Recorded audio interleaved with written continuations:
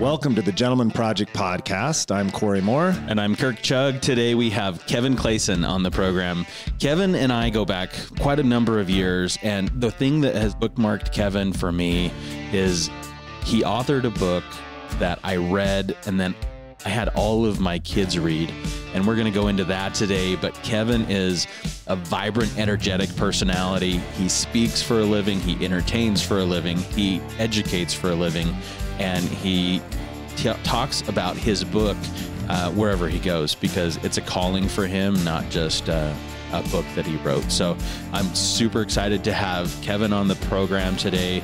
Kevin, welcome. Oh, thank you so much. And that's so cool that you had your kids read my book. You guys are the 6 copies that we sold. That's awesome. No. And then, well, my mom got one. I think my mom got one. I gave her that one free. But anyway, thank you so much. Stop being so modest. How many copies have you printed? I honestly lost count. I don't know, thousands and thousands. That's what I know. I know that we've sold the book because Amazon makes it awesome. We've sold the book in over 24 countries. I know that.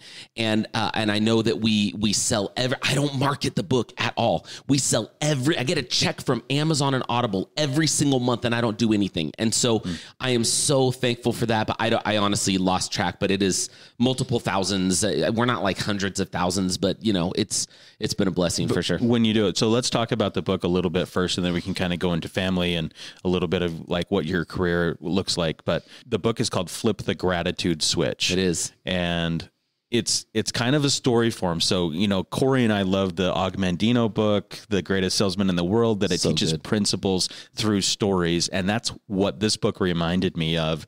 It teaches a principle of gratitude by storylines. Yeah, no, I appreciate that. Okay, it's kind of funny because when I wrote the book, I never intended to be an author, right?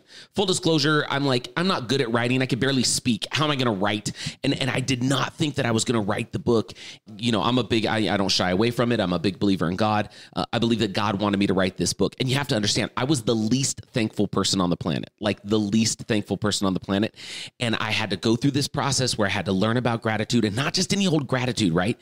Here was the deal, is I was in a pretty low place in my life, and God kind of was like, hey, you should have gratitude. And at the time that happened, I was like, wait, you got to be kidding me. My life sucks. How am I supposed to have gratitude? And what I had to learn is that gratitude is not just something you feel. It's something that you do. There's so many books on gratitude that are like, just do a gratitude journal. Like, you should just go on a gratitude walk and touch a tree. Listen, that did not work for me. It was not going to work. What needed to happen is I needed to realize that gratitude needed to be a verb. It needed to be something that was portable and that I could do, especially in moments of difficulty and frustration. And so it led to me writing this book. And the way that I wrote the book is there's 4 sections in the book. The first section is a business parable type because I love Augmendino. I love The Go-Giver. Do you guys know the book, The Go-Giver? Bob Berg. Oh, you got to read The Go-Giver. Bob Berg and John David Mann did a great job. Bob's become a friend. He gave me an amazing testimonial for the book. I learned through stories.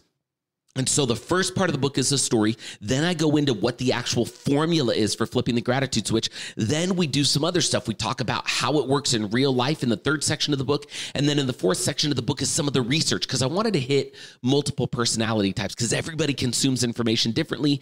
And I didn't want anybody to walk away from reading that book going, yeah, I don't think that's, no, I don't get it. I wanted to make sure that we could talk to everybody and that somebody on every page, even if I literally had this thought when I was going through the book. When I was writing it, I thought, I know people are going to buy this book and throw it away all the time. So if somebody picks this book up out of the trash and they open it up because they have nothing better to do, or they want to, find a piece of paper to put their gum on, I want them to see something on that page that could maybe change their life. Page, yeah. And so that was a big motivator for me. That's cool. So you wrote it for your daughter, right? I did. Yeah. I have 3 kids. So I've got my daughter. I think I have 3 kids. I'm pretty sure I have 3 kids. Your website says you have 3 kids. Yeah. Okay. Good. If it's on the web, I mean, it's gotta be. I don't know how old the website, how often it's updated. But at least your website. We know there's at least 3. That thanks to the website. Yeah. No, I've got my daughter. She's almost 13, and then I've got my boys that are 10 and 8. We published this book in 2016, right? Has it only been that long? Yeah. Wow. Isn't that crazy?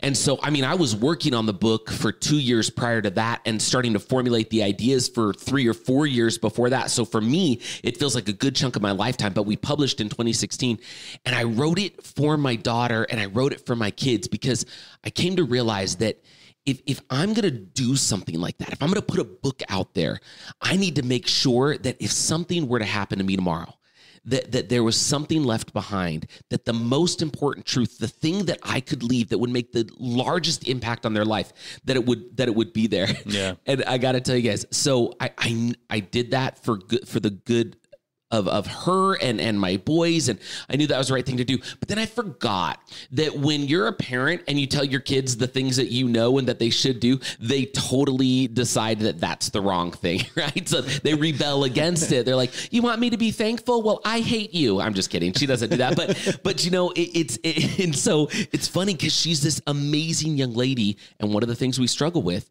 is her finding contentment and fulfillment in the life that she has right now. And that's like the primary thing and she's heard me speak all over. It's like the primary thing I share, but it really is a thing with parents, right? When you tell your kids, hey, let me tell you what I've learned, then they're like, I don't want to believe that, right? They need to learn it for themselves. But at least I know there's an instruction manual for when that time comes that she or my boys will have that. Well, you know, they get to a certain age too, inevitably. There's this flip. Mm-hmm. You flip a switch at a certain age and you go, oh, yeah, that's what Mom and Dad were talking about. Was right. Usually in your early 20s, I think is when that happens. Yes, so, that's about right. Yeah. You know, at some point, they're going to like go read the book again. Yes. And say, yeah, Dad was right. Yep. Gosh dang it, you know. And then when she calls me and tells me that, I am going to have the loudest, I told you so moment in history. And then you might actually have a little tear that, you know, like, okay, it did work, right? So Kevin, tell everybody a little bit about like what this book is that we're talking about. Obviously, you can find it on Amazon and Audible. Yeah. But it's called Flip the Gratitude Switch. Mm-hmm. It's kind of taking where you are, seeing what you can learn. Thomas Blackwell was on the podcast. And he talked about what can I take from a situation that the world sees as, man, this is the pits, right? Why is this happening to me? Why me? And he flipped that from why me to what can I learn from this? And that's really kind of what the Flip the Gratitude Switch is about, but it's also put into a form in which kids and adults can understand, okay, this is happening, but it's not just when bad things happen to you. Yeah, that's right. It's really looking at everything that happens to you during the day. Yeah, that's 100%. By the way, I love that episode with Thomas Black. Thomas is my dude. I love that guy. He's awesome. That was a great episode. And you guys do such a good job on this podcast. And I told you before we started, but I just want to say it publicly or podcastly. I don't know. Podcastly. That's official now. Yeah, I think so. Thank you so much for having me on, you guys. It's really cool. Such an honor. This is such a great show. You guys do such a good job, and it's just an honor to be in your presence. So thank you so much. And thank you also for reminding me how I don't dress nearly well enough. I really appreciate that. Thank you. Well, I mean, this guy does suits for a living. I know, right? You got to look good around him. It's a thing. That's right. I'm like, look at my t-shirt and jeans. Yeah. The truth is once you're in t-shirt and jeans, you actually made it. Yeah. If you're wearing this, you're still working for the man. Let's be honest. There you go. Yeah. No, I appreciate the setup, Kirk. And so the book is really about, I love this analogy. Okay, I'll give you an analogy to kind of set it off. So I want you to imagine for a moment that you walked into a room that is completely dark. And if you were told that you needed to navigate that room in the dark, right? Let's say it's set up for some kind of an event, right? And let's say, you know, there's chairs and tables and all kinds of stuff that's set up. And you walk into that room and somebody says, go from one side of the room to the other. And it's completely dark. How difficult would that be to navigate that room? You'd probably bang into a chair or a table or whatever the case may be. However, with the simple flip of a switch, the setup of the room does not change, but your ability to navigate it does. It's a simple shift in perspective, but that shift in perspective makes all the difference. And I feel like that is exactly what we are handed with our day-to-day life, right? We can't always control life as it's happening, but we always retain complete control and ability to choose how we want to respond and navigate it. And that was why I called it Flip the Gratitude Switch. So really what happened is, you know, I talked a little bit about where the book came from, but I was in a pretty dark place. I realized that I needed to learn gratitude. I went through this process of trying to find books that would teach me how to go be thankful when you're not, right? And all the books said gratitude's great and here's all the benefits. But I couldn't find a book that said when you feel like you were at the end of your rope, here's how to go generate gratitude. I couldn't find it, so I had to write it. And that's really what I did is I said, what is the formula? Because there's got to be a formula and it's got to be portable. And if there is a formula, then we can teach it and we can share it to people all over the world. And they can take that and remember it, and it can happen quickly and it can shift the trajectory of their life, which, by the way, is the subtitle of the book, Flip the Gratitude Switch, a simple formula to shift the trajectory of your life. And so what I started to do is I started to go through the book and I started to use these principles. I would find that in the past, in fact, literally where we're sitting in this office right now, I had an experience probably 2 or 3 blocks from here. I was driving to a jazz game one time. Okay. I had season tickets for a while. I was driving to a jazz game. I was dating my now wife of 15 years. And we were in my car, and this guy cut me off, and then we get to the stoplight, right? And I used to be this anger monster, right? I was like the Incredible Hulk, just not nearly as strong or green, right? I would get so mad. And this dude cut me off, and I was so angry. I got out of my dang car, okay? And I walked up to his, and I'm yelling at him, and I'm pointing it. I don't know how my wife still married me after seeing that, by the way. But that's who I used to be. I used to be so angry and just dissatisfied with the life that I was handed. And it was a really tough thing to overcome. So as I started to figure out the principles that are in the book, I started to call it flipping my gratitude switch. Because what I found is that if I could utilize gratitude in the midst of frustration, and that's the key, not just be thankful for things that are already good, because that's the easy work, right? Being thankful for things that are already awesome. That's like going to the gym, saying you want to get in shape, and all you do is 2 bicep curls with a 1 pound weight, right? Yes, you did something, but is that going to have a real impact on your body or on your life? No. So finding gratitude in the midst of difficulty and frustration, that's the hard work, right? That's the dedicated work. And so when I would start to utilize principles of gratitude in the midst of difficulty, I would literally feel this light go on inside. It was like the darkness was dissipating, and all of a sudden I could navigate that situation more easily. And I started to call it flipping my gratitude switch. And that became the name of the book, because that analogy is so perfect for what this is. And so it literally is a formula that goes along with the acronym FLIP. And when you do that, you could do it inside of about 30 seconds. You don't need a piece of paper. You don't need an app. All you need is your brain and the ideas of how to flip the gratitude switch. And you could take literally any situation, regardless of what it is, no matter if it's everything from job loss or terminal illness to wayward children, to divorce, to stubbing my toe, to somebody cutting me off on the way to the jazz game. Whatever it is, this formula works regardless, and it can shift that trajectory. And you shift enough moments and you change a life, right? Yeah. So, well, I mean, just being with you, I have a hard time imagining that you were that guy with road rage, because as long as I've known you, you've been this guy. Yeah. Right. You've been the positive, let's look for the good in everything type guy. So if there's a testimonial for your book, it's you. Well, thank you. Right. So the formula, is that something I need to go buy the book for, or can you give us insight into the flip formula? Listen, you've been so nice. You gave me a bottle of water. Well, I feel like that was payment enough. Yeah. No, I'm happy. Do you guys want me to dive in and kind of go through what that formula is? Yeah, I think it'd be good. And I think anybody who's listening to the podcast is probably like, I want to know what this is. And I got to tell you guys, I am so thankful, because while I get a chance to go and speak on this book, and I do. I talk to a lot of middle schools and high schools, and it's not my main profession. I own a real estate company with my partner. We've had it for 15 years, and you know, that funds my ability to never have to go command a fee for a talk. You know, sometimes people have budget and so they'll pay me anyway, but I don't have to go say, this is my profession. I just get, and that is such a blessing, because it means that I can just show up and serve, and I can just show up and give, and I don't have to be attached to, let me hold back my secret formula until you give me a check, right? Like that's not, and so I'm happy to dive in, because it's just such a blessing to me. So the formula is FLIP. Goes right along with flip the gratitude switch. F stands for find the frustration. Now, when I speak, a lot of times I use the example because it's something that everybody is used to, which is stubbing your toe, right? the home that my wife and I used to live in, we had this bed, and I don't know what it was. Every morning I would wake up and I'd have to go around my bed to get to the bathroom, and I would stub my toe like every day, like without fail. You would think that I was smart enough to figure if I just stepped a little bit to the left, but no, I would stub my toe every day, and I would turn into the same rage monster that I did going to the Jazz game when I would stub my toe, because I don't know what it is, but you guys have stubbed your toe. Yeah. It hurts. It is like a different level of pain, right? It's pain that yields to anger. I don't know what it is about it, but too many nerve endings. I don't know, but I would stub my toe and I'd be so pissed off. And here's the deal. Here's what would happen. This is the impact for me as a dad. I'd stub my toe and I'd immediately be angry. Then I'd go to get into the shower. And at the time, we were renting our basement to my sister-in-law and her husband, and they would get up and they would shower. So I'd get in the shower, and then the water was cold, right? And so I'm stubbing my toe, and then I'd get out of the shower and I'd look in the mirror and I'd see, another gray whisker or another bit of crow's feet on my face or something like that. Then I'd walk out into the hallway and I'd step on a Lego that my kid left out. And I'm like, I've been up 10 minutes. I stubbed my toe. I'm old, I'm cold, and my foot's on fire, and I'm ready for the day to be done. And it just started.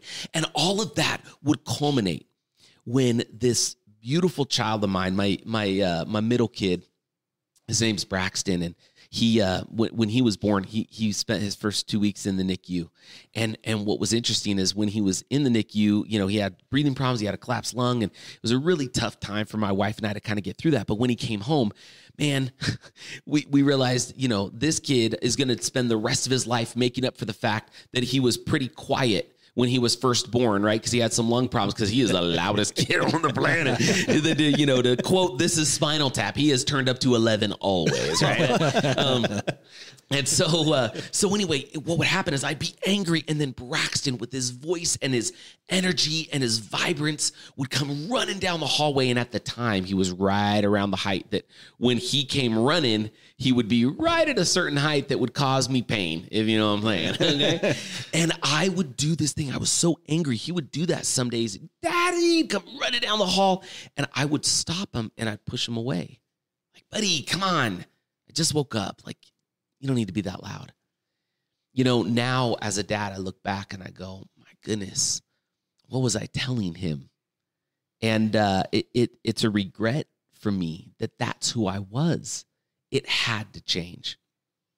See, what would happen is when I would stub my toe, my brain would start to go through this process. See, our brains are like trains, right? And we're constantly chugging, huh? Yeah, like that. Yeah, hey, yes, looking at you, Kirk. We're constantly chugging down this pathway. And our brain does this thing. When we give it an idea, it will go and find the response, right? So when we choose to be pissed off and to be angry, we will find other things. That's why people will be like, how's your day? Like, oh, it's terrible. And really all it was is one bad thing happened, and then they just marinate in it all day, right? Or they just choose to view everything else as being a frustration. So when you find the frustration, what you're effectively doing is, when I would stub my toe, I would go, whoa, wait a second. After I learned kind of this formula, I go, wait, I don't like how I feel. I am frustrated. And I would ask myself a question. Now, this is a cognitive process, which is really, really powerful. Do you guys know Dr. Paul Jenkins? You need to get him on your podcast. He's amazing. He has some of the coolest parenting videos on the internet. He calls himself the positivity psychologist. He's incredible. I totally introduce you guys. So Dr. Paul Jenkins, but he uses this in practice, in his psychiatry practice with his clients, because this cognitive process is something that's really, really effective. So when I would stub my toe and I would go, oh, I'm frustrated, I would ask myself the question, why am I frustrated? Now, I know that seems like super elementary and simple, but what you've done is you slowed the train down, and you've opened just a little moment in time to be able to let your brain answer the question or the suggestion that you gave it. So now you answer it. I stubbed my toe. Okay, cool. We slowed the train. Now, as soon as you find and identify that frustration, you immediately go to L. L is where you look for what's awesome. So now you do another brain process, right? So you go, okay, why am I frustrated? I'm frustrated because I stubbed my toe. Great, I answered that question. Now you give your brain another suggestion, and you ask it another question. You say, what could possibly be awesome about stubbing my toe? Okay, now you've slowed the train, and now what you're going to do is you're effectively switching the train track, and then you're going to give it fuel to start to pick up momentum in a new direction. Now, what's so cool is whenever I go and I speak, I always use the stub toe example because everybody's experienced it, and I love it. I'll go to like, these middle schools or high schools, and I'll ask that question, right? Let me ask you guys, what could possibly be awesome about stubbing your toe?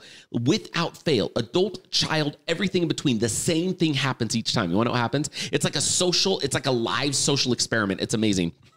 Just with like less psychedelics. But anyway, it's what we do is I'll say, what could possibly be awesome about stubbing your toe? And then it'll be quiet for a minute. And then like one kid will put his hand up and I'll say, what is it? And he'll say something like, you still have a toe? And I'll be like, yes, you still have a toe. What else could be awesome? And then another hand will pop up. You have a bed. Yes, what else? And then like 4 hands pop up. And literally within about 30 seconds, it goes from dead silent to a bunch of hands popping up.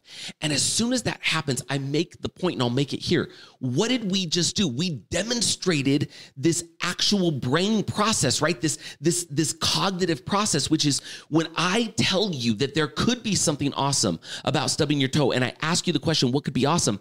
Your brain starts to go to work. And so it starts to look for it. And then you start to find one thing and another. Why? Because you changed the train track, and now you start to pick up momentum going down that track. So you find the frustration. Why am I frustrated? Oh, I'm frustrated because I stubbed my toe and I really hate that. Okay, let me look for what's awesome. What could be awesome? Okay, I have a toe, have a bed. And for me, I would look over in the bed, and there's my amazing wife, who's way prettier than I deserve, by the way. And I'd be like, I got this amazing wife. And then that would make me think of my kids. Oh, I've got my kids, and man, we've got this house, and I've got the ability to support us and be in this home. And I would start to think of all the things. And then you move to I. I is where, now in the book, I call it initiate gratitude, but I've since changed that. I need to go do a revision, because as I was speaking more and more with youth, I realized that there's a better word that starts with I that works in the formula, which is install gratitude. Because I use the example, we all have smartphones, right? And so when we want to download an app, what do? Go to the App Store, we find the thing, and then we hit install, and then it installs on our phone. It's a process of making something that wasn't tangible, right? And that's what language can do. Language is the App Store of life, right? If you wake up every day and you say, I'm a failure and I'm ugly, guess what you're going to be? An ugly failure, right? But we know, Og Mandino, right? The greatest salesman in the world. That's a perfect example of the power of language. And so when we install gratitude, we kind of place this order with the universe a little bit by using words. And here's the words that we use. We say, I'm so thankful for the thing that was awesome embedded in the frustration. See, because we're not just being generally thankful. We're isolating the frustration, identifying it so we can do some work on it. Then we're looking for something awesome specifically embedded in that frustration. Then we're saying that we're thankful for the thing that is awesome inside of the frustration. When we go through that, our bodies automatically, and I said our bodies because our brains do it, but so do our bodies. They automatically go to the 4th step, which is P, where you power up with gratitude. Gratitude is just a word that we made up, right? It's gratitude fuel. But here's what's crazy, you guys. I had no idea when I embarked on this journey and I started to do the research, I had no idea that it was research backed. When we choose to be thankful, especially in the middle of frustration, our body does something remarkable.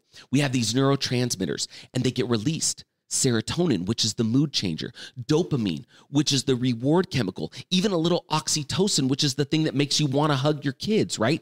So all of a sudden, through a cognitive mental process that can happen all inside of a few seconds by isolating the frustration, looking for what's awesome and making a list, and then installing gratitude by saying you're thankful for the thing that is awesome inside of the frustration, your body automatically shifts. And the insane thing is you begin to feel different.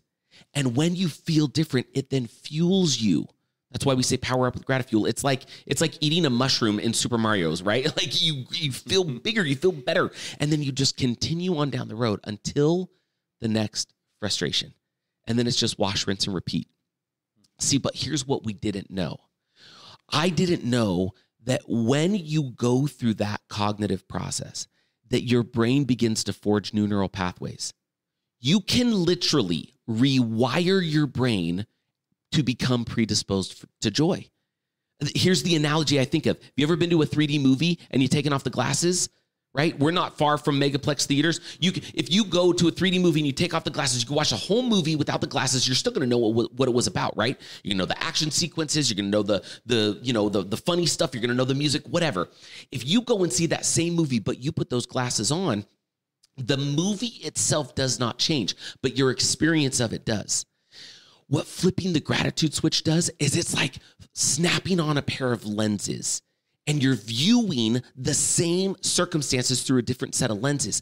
And because the movie of our life, it's playing in theaters now. It always is, right? So how do we choose to view it? Now, because of that cognitive process and the neural pathways, when you flip the gratitude switch time and time again, inside of little things like stubbing your toe, inside of big things like terminal illness or job loss or the ending of a marriage or something like that, when you can go through that process, it over time, when those new neural pathways forge, it's like LASIK for the brain, LASIK for the soul. You no longer have to put the glasses on because you become someone new in how you react to that.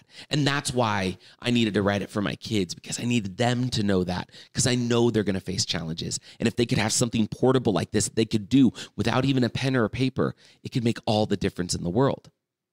So that's the formula. That's awesome. I often talk about this on the podcast. I constantly tell my kids that happiness is a choice, which is exactly the same thing as flipping the gratitude switch. Yep. But I'm not giving them the how. So I'm going to have them listen to this podcast for sure and just say, well, how do you make happiness the choice? Right? Yeah, that's the key. And the key is those things you just said, but you see it the same way in reverse, right? Mm-hmm. People condition themselves to be unhappy, and people condition themselves to be happy. And you almost know when you meet a person, you're like, oh, you're that person that just decides that they're a victim, decides that they're going to be unhappy, decides that, right? They may even have a bubbly personality, but they're not actually happy. Mm-hmm. Right. And I like flipping the gratitude switch idea. And I like this how of the flip. I'm going to have my kids think through that with you on the podcast, because that is the how behind being the person who is that optimistic, happy. Yep, the world's going to throw bad stuff at you, but your choice to respond is your choice, period. Well, yes. And the thing that was missing for me was the how. It was like, I know that I can be like that because I see people like that. And we know that people can be positive, but how do they get that way? Now, I don't know what they do, but this is what I needed to do. Yeah, right? This is what it had to be for me. And can I tell you guys, can I just get like to the really real with you? So here's what, Kirk, I don't think you know this. So I left my company for 2 years that I still own today, our real estate company. I stepped away. We sold off our real estate. I even went and got a little bit of private money so that we could put this book into the world, because it took a lot of time and some expense, because I knew that I wanted to self-publish it, because I didn't want any publisher. I actually had tested it with publishers and they were interested, but they wanted me to change things. I didn't want to change things. And I knew what it needed to be. And so, I walked away from income, and my wife being this amazing woman and just feeling that this is a thing we needed to do. I don't know how she did it. And thankfully our kids were young enough to not really, know kind of what was going on at the time. But, we published the book in August of 2016. By November of that same year, I was sitting at the table in our kitchen with a representative from our church getting a food order from the church because it was all gone. That book needed to explode overnight, and it did well, but it didn't even come close to replacing income. So you know what I had to do? I went and got a job at the Container Store at Fashion Place Mall for $13 an hour, because when I got that food order, I said, I am never going to get another one of these. I was so thankful that it was there. What a blessing that I belonged to a church that allowed for that to happen. I felt so thankful for that. But I was like, I'm capable. I'm an entrepreneur. I've started companies. I wrote this book. Like, I don't care what I have to do, but I believe in this message, and I'm going to do whatever it takes. And if it means going and hucking freight at 5 a.m. for $13 an hour, then that's exactly what I'm going to do. And so for a year, I woke up and I drove a half hour, to go to the Container Store. Look, you guys, during that time, not only did we not have food, but our home slipped into foreclosure. I remember getting a call one day that my car had been repossessed. I mean, we lost everything for this message. But I got to tell you something. Every day when I would get out, before we lost the car, we got it back, but when I would get out of the car and I would look at that sign above the Container Store, when I was walking into it, I'd step out of my car and I'd immediately feel this surge of gratitude that I could work for money. See, in our space and kind of, as an entrepreneur, a lot of times we speak against, kind of trading time for money, right? It's something that we don't necessarily want to do. But I was so thankful for the opportunity to do that because it meant food on the table. It meant I could save the home from foreclosure. And I decided that if I was going to go Huck Freight, I was going to be the most positive, excited person to Huck Freight ever. And I started to get more shifts. I started to move from a seasonal employee to a full-time employee. I would close down the store and I would go clean the bathrooms. And let me tell you something. If I was going to clean those bathrooms, they were going to sparkle and shine more than any other bathroom because I was thankful for the opportunity. It wasn't just clean the stainless steel. It was make that puppy shine so I could see my reflection. And with every single stroke of the rag or whatever it was, the gratitude that this is putting food on the table. That year, see, God gave me the message when I was in a dark place. He had me put it in a book. I didn't know that once the book was published, he'd say, now let's see if you believe it. And so for the next year, I got to test it. And I'll tell you, just from a dollar standpoint, it transformed the store. Because the way that I would view challenges and the way that I would view things allowed me to become one of the best salespeople on the floor. And that rubbed off on other people. There was a general raising of positivity that the management would come and say, this is incredible. And over that next year, it was struggle, but there was no way I was not going to be committed. After about a year, I got a speaking contract to go do a number of talks for somebody. And my business partner came back and he said, hey, those guys that we used to work with who you didn't agree with, which is part of why you left the company to go write the book. Let's buy them out and let's you come back. That was 5.5 years ago. You guys, we just came off our single most profitable year in company history. Oh, that's amazing. And so I have literally watched this thing change every bit of my life from the ground, from the top. And the reason why that's critical, you guys, is when we talk about stubbing your toe, we can all understand. But I used to get the question all the time. Okay, Kev, that's great. You stub your toe, you find something to be thankful for. Okay, yeah, you high five your mom, whatever. But what happens when you lose your job and then your home is in foreclosure and you can't put food on the table? Does it work then? I can sit here with you guys today and I can tell you that not only does it work, it works better than anything else that I'd found. And it changed every aspect of my life and my family's life. What a great story. I'm glad you told us that part. That makes the story more accessible, more real for anybody who's listening that maybe had doubts about this just being some mimicky book about teaching gratitude. Just in the last couple of years, I've started to tell that story because, we know as dads, as providers, it's embarrassing, right? It was hard for me, right? Do you think it's a little bit meant to be now, though, as you look back at it? In the moment, you're probably thinking, hey, I'm being tested. Yeah. And like you said, but now looking back, I think that story is important. Yeah, I think that story was on purpose in my mind. 100%. I feel like, because, and isn't that so true about personal development in general? We can read these books and we can love them and we can love the principles. But if we don't take any of those principles and apply it in real life circumstances, all it was another good book with another idea. It wasn't something that made a real shift. I think, by the way, I know we keep coming back to Augmentino just because we talked about it before the podcast and I love it, but that for me was what made that book so critical, is that who you find out learns those principles at the end, and then what that apostle goes on to do, right? And I know that it's a story, but that for me, it made it so real because it wasn't like, these aren't just daily scrolls. These are ideas and principles that could get other important ideas and principles out to the world, right? It just made it real. And so I think that's so important. I'm sure you guys do the same thing. And when you have your kids read books, there's so many good books out there and there's so many good principles. But if we don't at least take one of them from every book that we read and start to put it into practice today, it doesn't really make any difference, right? And it was just a book. It's just a book. List. Yeah, that's so funny because I have my daughter reading Think and Grow Rich right now. Nice. And I said, but when you read this one, it's a little older compared to some of the others I've had her read, but I think it's a foundational book. And but I said, I want you to come back to me every chapter, not at the end of the book. And I want you to report to me on every chapter. And what I want you to focus on is, what did they ask you to do And then I want you to do those things in every that. chapter. And, you know, the first chapter, the first question I had for her was, do you think this book's about becoming rich? Do you think this is about money? Well, yeah, I guess. Well, it's really not. It's about a mental way of looking at the world and getting anything that you want. That's right. Because you believe you can, and you do the hard work behind that. Right. And so to your point, I think it is really important with our kids, with ourselves, to read these books and then put a how together. Right. Agree. Kirk just had me read Atomic Habits, which was a fantastic book. Oh yeah, it's great.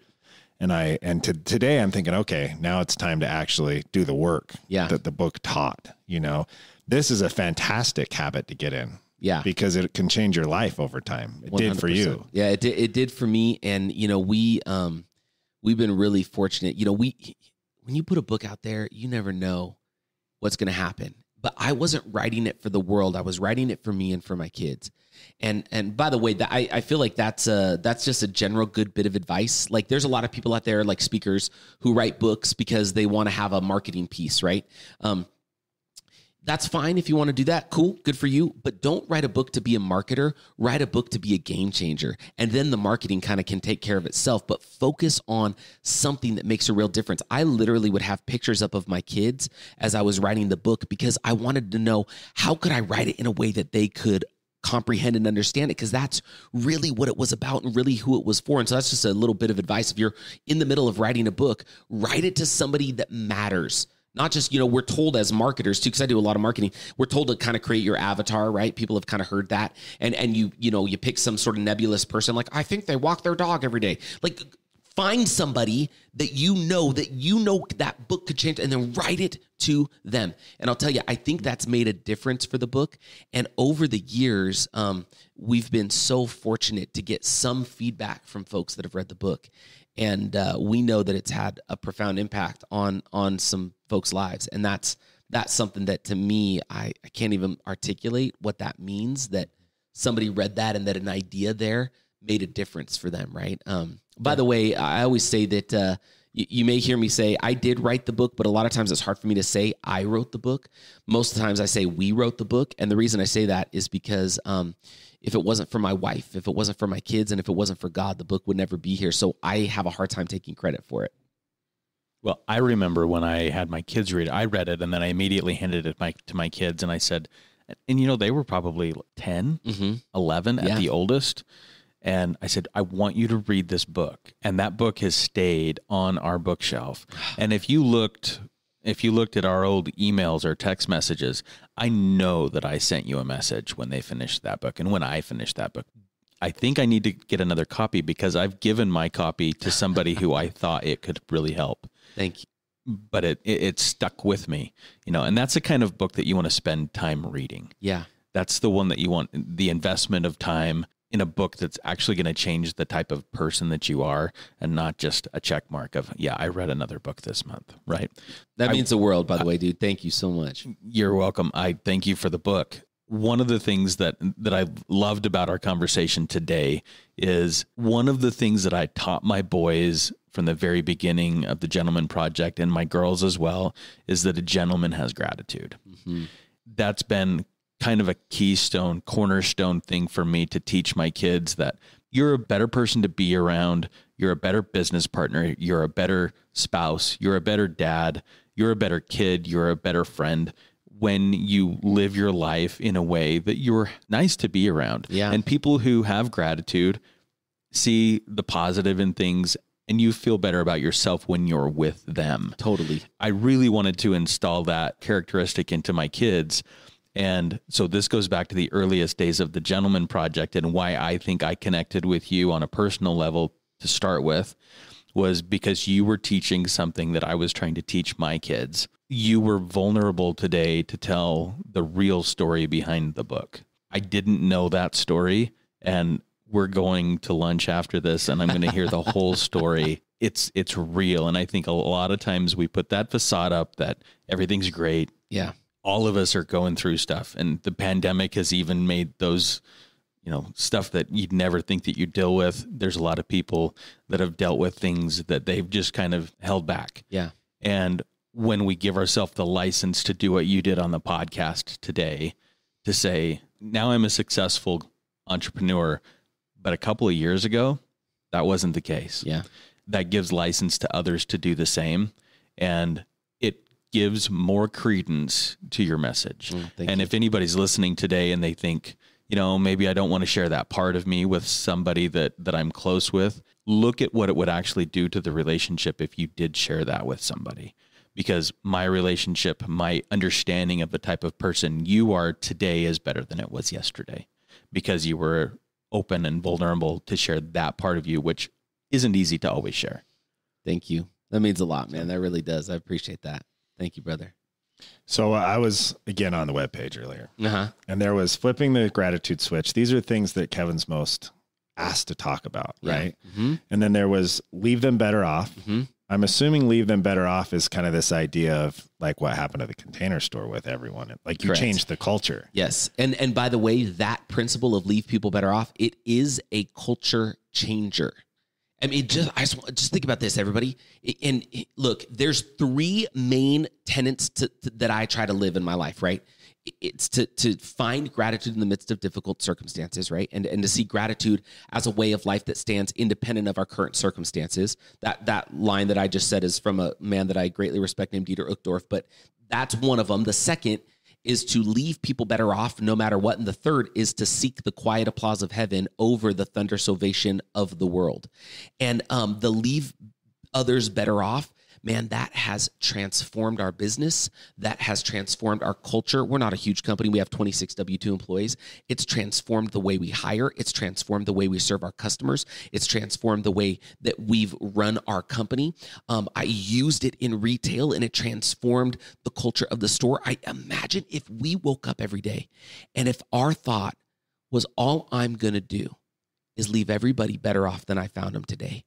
It doesn't have to be a mass. It could be as simple as a kind word in an exchange in an elevator, holding the door open for somebody else. And imagine that sounds really good from a business standpoint, leave people better off. But imagine if that's what we did with our wives and our kids. So often we get kind of in the mix, right, of the daily grind and what's going on, and we get frustrated with our kids that they're not. But what if we just leave them better off? What if every conversation we had, even the hard ones, if they left it feeling like they were better off for having had it with us? Same thing with our spouse. That is huge to me. And so that's why we talk about it both as a culture shifter for a company, but then also just as a culture shifter inside of any school, right? How we can change the fabric of how we interact with one another. Well, I think if you can change that at home, like you were mentioning, you're giving your kids the example to change it at school, right? We've often talked about, there's been a couple people on the podcast that have done a great job of like instilling in their kids this idea of rooting for the underdog, saying hi to the person who's sad, you know, sitting with someone at lunch who's being bullied, whatever the case might be. That's the same kind of thing, right? If we can start that in the home, this idea of, I love your thought pattern of, you know, leaving everyone better off than when you ran into them or when you saw them, right? We do that in the home, then the kids can do it at school, and we can do it at work, and then it's kind of a roundabout thing. The world needs more of that right now. That's for sure. Oh yeah, 100%. Because we're so focused on disagreeing with each other that we forget to love each other, right? That it's totally cool that we look different and that we believe different things and that we can disagree. Because the fundamental, most important thing that we can do as humans is love one another and realize that we're in this thing together. And if we can do that both in a corporate environment or for our company or for our small business or our medium-sized business, and especially in our home, I mean, it makes a big difference. And what's cool about that is I'm a big fan of portable formulas and simple phrases, because frankly, I'm just not smart enough to think of complicated things, right? And so leave others better off. I can think of that. I can wake up and go, how do I leave this person better off? And in our interaction, how do I leave you better off? So that we walk away feeling like it was a positive experience. I mean, that's really all it is, right? That's killer. Yeah, I love it. So hopefully you feel that way if you're listening to the podcast today, because I know I do. I feel better about my life and better about the day. Does. than when you started the podcast. So you've brought an enormous amount of value to me personally and to Cory today, and everybody who's listening to the podcast. So thank you for bringing your energy. Watching this guy talk is almost as entertaining as listening to him talk. If you want to find out more about Kevin Clayson, you can find him online. You can find the book Flip the Gratitude Switch. He also has a podcast about real estate investing. So if you want to look him up, it's called Replace Your Income. We have a question that we always ask at the end of the podcast, and you know what it is. What do you think a gentleman is? You know, I love to look at the makeup of words, right? And just because it just helps me understand things. And I think the thing that I've tried to emulate as a father has been to be a gentle man. You know, so a gentleman to me, yeah, it's chivalry and it's things like that. But for me, it's that moment when I'm frustrated with my daughter or with my son, but I can kneel down, look them in the eye, and they know that I love them because my approach is filled with humility and with gentleness. That yes, we can be strong. And there's a lot of talk in society about, and we need to have strong men. And I understand that. I'm not saying that we shouldn't be strong men, but I just believe that gentle persuasion is the way. You know, there's a scripture that I like that is a big part of my personal philosophy as a father. And basically what it says is, you know, there's times when you need to reprove with sharpness, or you need to kind of say, hey, listen, you need to snap to it. But then it always says, then you show forth an increased measure of love so they don't think you're their enemy. And that to me is what it means to be a gentle man, is that, yes, there's times when we need to be strong and we need to maybe even be forceful, and we need to make sure that our kids understand that this is an important thing. I'm talking to you about it because it matters, not because I have some strong opinion and I need you to think the way that I think, but because it matters. But then if we can just pull back and remember that we need to be gentle, we need to be, you know, meek and humble, because if we can, then our kids don't think we're an enemy. There's not that tension, that butting of heads, because they view us as a member of their team as opposed to the opposing team. And I think that is so critical. So for me, that's what it means to be a gentleman, is to be a gentle man who can show forth love and be gentle and have meekness and humility as we're talking to our children, so they know we 100% love them and we're there for them no matter what. It's awesome. I need more Kevin Clayson in my life. Yeah, amen. Love it. Thanks for sharing that with us. That was a great explanation.